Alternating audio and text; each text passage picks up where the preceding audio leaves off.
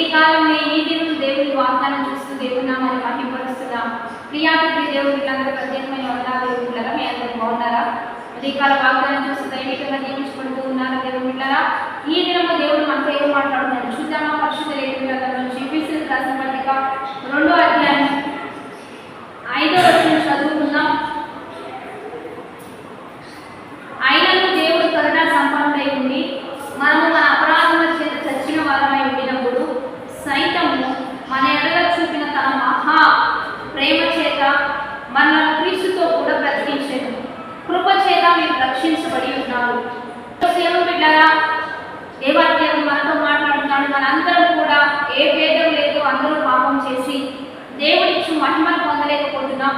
కాబట్టి దేవాది దేవుడు అందరూ కూడా పాపం చేసి ఉన్నారు, చచ్చిన వారై ఉన్నారు కనుక ఆ పాపములు మన ఆత్మీయ జీవితాన్ని చంపేసే పరిస్థితుల్లో ఉంటూ ఉండగా దేవాది దేవుడు కరుణా సంపన్నుడు కనుక ప్రభు అయిన యేసుక్రీస్తును ఏ రీతిగా మృతుల్లో నుంచి లేవనెత్తాడో అదే రీతిగా మమ్మల్ని మనందరినీ కూడా దేవాది దేవుడు లేవనెత్తి ఉన్నాడు. కేవలము మహాకృప చేత మహా ప్రేమ చేతనే మనందరినీ కూడా బ్రతికించాలని దేవాది దేవుడు తెలియజేస్తున్నాడు. దేవుని బిడ్డలారా, కృప చేతనే మీరు రక్షించబడ్డారు. కేవలం కృప వల్ల మాత్రమే.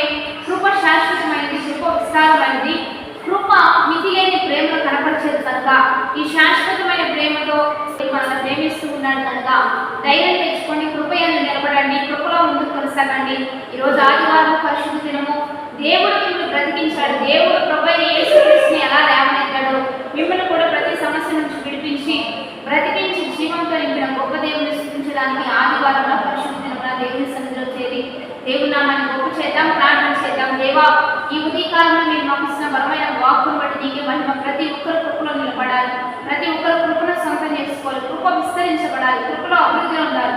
ఈ దినమెల్లా వచ్చే సంతోషించే గొప్ప భాగ్యం ప్రతి బిడ్డకు దయచేయమని యేసుక్రీస్తు నామమున పేరట అడిగి వేడుకొని ప్రార్థిస్తున్నాం తండ్రి. ఆమేన్. మంచి లైక్ షేర్ కామెంట్ చేసి ధైర్యంగా దీవించండి.